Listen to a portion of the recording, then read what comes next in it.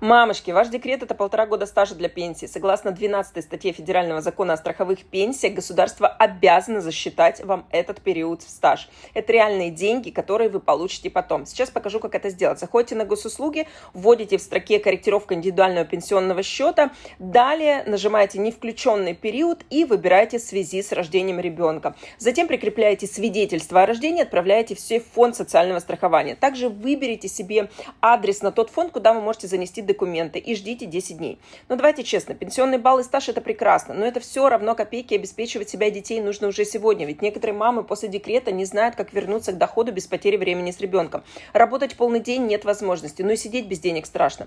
Для вас я провожу праздничный эфир, готовимся к 26 году вместе, где покажу, откуда взять деньги и как создать стабильный доход, даже если вы мама в декрете или с маленькими детьми. Без офиса, без жесткого графика, но с реальными результатами. Ссылку на эфир высылаю всем желающим.